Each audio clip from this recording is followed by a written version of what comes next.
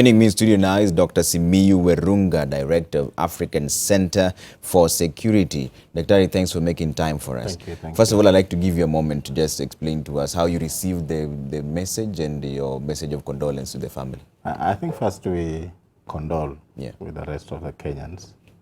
And without exaggerating, I think we've lost one of the best ministers in charge of Interior. Many who used to look at him as the combative minister, we realize after he's gone, the kind of responsibility and grasp he had on the Minister of Interior. Therefore, we share with other Kenyans this sudden. I got this information from my friend at around 5:30. And then that's when we went back to our TV stations to watch the breaking news. I want to say General Nkaissery, although I left the military at the rank of a captain, actually is a person who made us military officers. When we joined cadet in 1981, General Nkaissery was a major by then, and he was our OC, Officer Commanding Cadets.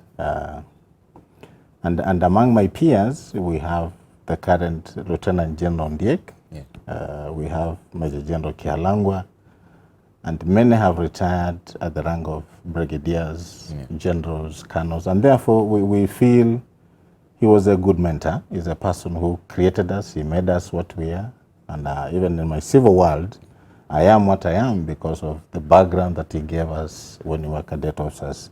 And therefore from that background, we condole with the family, and we wish them God's strength, that they go through this, and we shall be together. And speaking of responsibility, what kind of an impact will his demise have in the security sector? I'll tell you this, we've been in this country for a while, and all of us live here, although some of us travel. We've seen several ministers in charge of security, especially after multi-party democracy. This is where ministers were meant to deliver. You see, during the one-party state, a minister will do anything and Kenyans will have no avenue to ventilate their grievances. This is a man, when he took over the Ministry of Interior, you will see an immediate change in terms of taking charge. He took charge of the ministry, and you'll feel it around all departments and organs of that ministry, that there's a person who has taken charge, a person who understands what he's supposed to do, and a person who has the insight of what it is to be in charge of security of this country. You know, sometimes people do not get it, but when you are put in a position of responsibility, in charge of an institution or institutions where you think you have an inside understanding, you give them a type of leadership that normal politicians will not do. And that is what we noticed. Immediately he took charge, you realize that he understood all the rigmaroles of policing, of correctional services, the relationship between the military and the police, and then he anchored that with the ability of being a politician, and therefore merging them together and being able to please politicians and being able to make sure that the people in uniform also realize that there's a person in charge was a challenge, but he managed very well, and we realized that he brought a lot of, he brought good leadership in the security sector of this country. Do you have the same confidence in Dr. Fred Matiang'i, who's now the acting CS? Apart from not having had the opportunity to go through uniform, he has shown us that he's a person who takes charge. But he's not gone through the uniform and the disciplined forces. Yeah, but he's a person who takes charge. We've seen him do a lot of things in the means of Interior. I know he's bringing his leadership, his managerial capability, excellent leadership qualities. But he needs to take a bit of time to understand how the uniformed people behave, how they work, how they react. He doesn't have much time. It's a month until we go to the elections. If Jubilee comes back to power after the elections, then maybe if he's the one who's going to be there, he will need a bit of time to understand. But we realize he's a very quick person to get grasp of things. And therefore we wish him well. But why was it so necessary to have him appointed as soon as the news reached the president? Because there's been a lot of speculation. There are people wondering why he was appointed just a few hours after the demise of the CS. You know, Ministry of Interior, these days we don't have assistant ministers. So it is either the minister or the principal secretary. And therefore, I think it's very proper for the president not to want this ministry to be vacant, and is that the backbone of any government. The Minister of Interior is in charge, and when you look at even the portfolio, is Ministry of Interior and Coordination of National Government. Yeah. And therefore, you needed a substantive person to be in charge so that the ministry that is the cog of the wheel, actually is the center of the cog of the wheel, does not remain with the principal secretary, who is a civil servant. And therefore, I think it was just proper that the president felt, let's have somebody to be in charge who can be sitting with us in cabinet, because this is one of the most crucial ministries in any government. Yeah. The National Security Advisory Committee is expected to give a statement any time from now. What exactly should they be addressing? We saw Dr. Fred Matiang'i leaving Harambee House. He didn't say anything to the media, he just left. What was the briefing most likely about? One thing you have a lot of info on security. One thing I don't understand, what they want to bring on the table. Because once the commander-in-chief has spoken, once the head of state has spoken, I think he has given the direction where he feels the country should channel their thinking. And therefore, to be very honest, I don't understand what they want to tell us, because it is not like we don't go through this. The country normally goes through this. We've seen fellow Kenyans, ministers, principal secretaries pass on. Yeah. And I believe once the president has spoken, and the president is the chairman of the National Security Council, the president is the commander-in-chief, and the president is the head of this country and the chief executive. I think that address to me has completely given the direction that the country wants, and I do not understand what the National Security Council wants to speak, unless the president will be there again as the chairperson of the National Security Council to speak something further. Yeah. To me, what the head of state has done in those three capacities, I think is enough to give this country the direction, the thinking, and what people expect in terms of how the government is going to roll out its programs as we continue mourning the fallen general. Is there a chance that the systems you put in place, the security systems, will come crumbling down? Because we've seen this sort of legacy left by certain leaders who, as soon as their demise comes through, everything goes to shambles. We've seen the Michuki rules, for example. Is there a chance that there's going to be a vacuum there? No, you know, the difference between the Michuki rules and General Nkaissery's ministry is that what the general found in place are constitutional offices. Some of them are anchored in law. What the late Michuki brought was not anchored in law. So therefore it was up to him, for as long as he was in charge of that docket, things will work. You realize the moment he left, everything crumbled. The difference with the Minister of Interior is that police is an institution. Prisons is an institution. Immigration is an institution. And therefore, the things that he was in charge are actually, most of them are anchored in law. The only thing we can hope not to happen is that the leadership that he brought on board to make people perform may diminish if we don't have the same character in charge to ensure that the people who are in charge of all these institutions continue performing for the betterment of this country. So the difference is that we don't know what Dr. Matiang'i will bring on board in terms of leadership, forthrightness, the vigor to make sure that people perform, but the institutions that are in the Ministry of Interior are basically anchored in law. Does that have a possibility of creating an opposition? Because like you said, Dr. Fred Matiang'i, the entire system doesn't know what he's going to bring. Is there a chance that they might sideline him, saying that he's not it's very possible. Our own? It's very possible, but quietly. What we do. Yes, it's very possible, but quietly.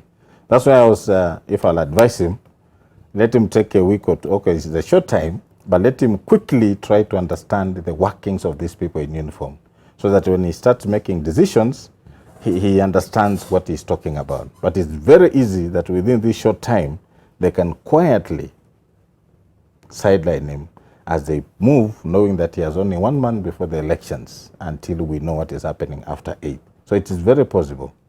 And that is one of the weaknesses where you get ministers in charge of these critical government organs who do not have an insightful understanding of those organs.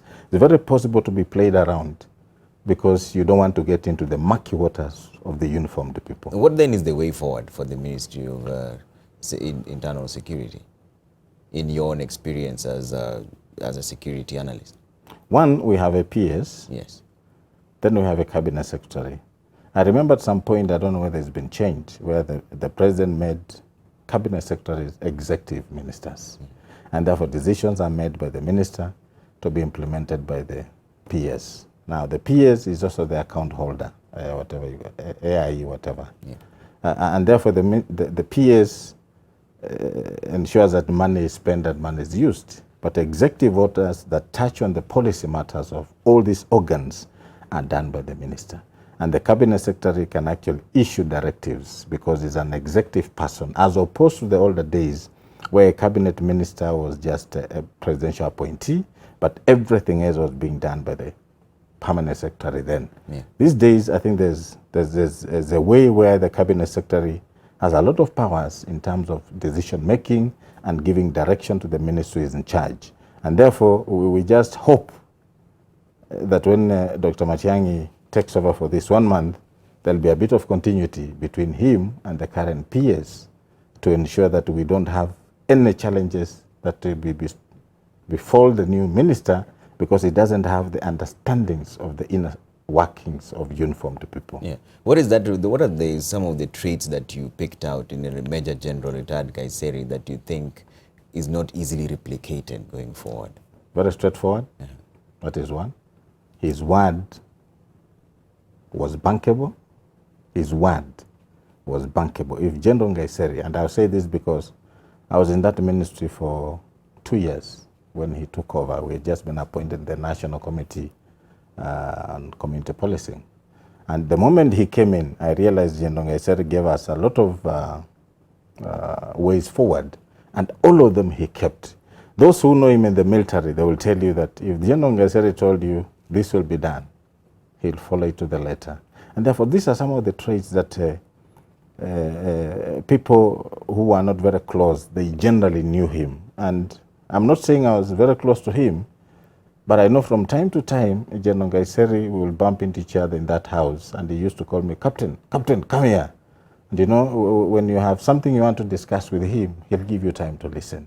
When you have an issue you want to discuss on behalf of the other teams of the National National Community Policing Task Force, he will listen to you. So many people who have worked with him will tell you that, one, very forthright in what he does, very honest, and you can keep his word.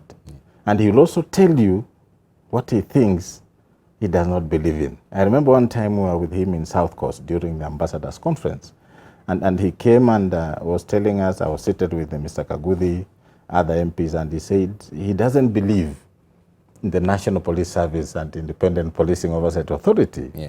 So I told him, sir, let me take you through the journey for 2 minutes so that you understand that whether you like this or you don't, these things are anchored in law. And unless you take it back to Parliament for it to be abolished, you have to learn to know how to live with them. And actually, he sat down with us. We were quite a number. And when we took him through, I think from that time I realized he reduced his idea of people who have no police experience, vetting police officers. He reduced that mantra. Yeah. And therefore, I'll tell you, he's a person who will listen to you, but he used to stick most of the times in what he believes. Not many of us have those traits, which are actually traits of a good leader. Okay. Dr. Simiyu Werunga is still with me here, Director, African Center for Security. You were at the Ministry of Interior before even Nkaissery was appointed. What is the difference between what it is now and what it was then, before he came in?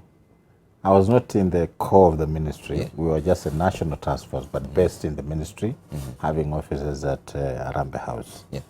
The thing is, I knew Mr. Ole Nkaissery even before General Nkaissery came in. But I had known General Nkaissery for a long time. And we used to meet. I used to do some work for Parliament, so I'll meet General Nkaissery in Parliament, we'll chat. So somehow we used to bump into each other by virtue of what I was doing. The difference is, at some point we realized these people in uniform were not taking Mr. Ole Nkaissery seriously. And because they thought he didn't understand anything, not because he was not competent, but because to them is a person who was plucked from somewhere, no political history, no experience, and then brought to a ministry that is as crucial as Ministry of Interior. So the difference was that we realized at some point things could be done without necessarily Ole Nkaissery being in charge. When General Nkaissery came, first, he gives you the stature of a person who is in charge. So therefore, that aura alone, that I'm in charge, changes everything around what he's doing. And we notice that from there, henceforth, everything actually used to flow clockwise, because I think he brought his military systems, he brought his acumen as a leader, as a general, and therefore we notice a massive change in terms of how everything was now operating in the ministry. Of course, we still have this issue about the principal secretary and the cabinet secretary, but you realize that when he took over, everything started flowing. And we will not get some of these hiccups we used to get as a task force, because when he made a decision was followed. Number two, you realize that after that, and I'm not attributing this wholly to him, there was a massive decline in terms of terrorist acts. We still have them, but you realize that after he took over, there was a massive decline. There are many postulations people make out of this. Some don't want to attribute it to him, but I'll tell you this. When you have a commander and a person in charge and you have confidence in this person, even your attitude and the way you do your work changes. And therefore, this impact of him coming, people having a feel that he knows what he is supposed to be done and speaking on their behalf because he understands what they need to be given, I think had an impact in terms of morale, in terms of performance, and therefore we notice a massive change in the way our security operators were working. To me, I can attribute it to his leadership, because he was a man on the grasp of things, he was a man who was in charge, and is a man who will advise you what to do, and when he gives you a word, you get it. And finally, what will be the ultimate test for Dr. Fred Matiang'i? Because like you said, there's a chance he might be sidelined, even though he's been known to perform in the education ministry. But this is a different sort of criteria. It's a different department for him. I don't think I can say much, because he has only a month. Let's wait until the elections. Because this 1 month, it will take time to learn. And by the time he's understanding some of these things, a month is over. So if Jubilee gets back to power and they give him that docket, I know he's a person who learns very quickly, and it will take him a very short time if he's given the same docket to adapt. And because he's a man, he's a hands-on man, it will also be very easy for him to understand these things and take charge. And the military procedure, what do we expect? Are we going to see a 21-gun salute? What yes, happens? The military might decide to give him the honors of a general, because generals never retire. Generals move on. And therefore, the military might decide to give him the honors of a general, which is within the law. But if he was still serving, then you will see an elaborate military ceremony on how we bury our own generals. And therefore here, I think it is upon the CDF to decide what they need to do for a fallen general, not necessarily serving, but yes, you'll see a bit of military accolades for the fallen general. Thanks for making time for us. That's Captain Dr. Simiyu Werunga, Director, African Center for Security, and has a very vast knowledge of the security procedures that happens, just giving his memories of the now the late Interior CS Joseph Nkaissery.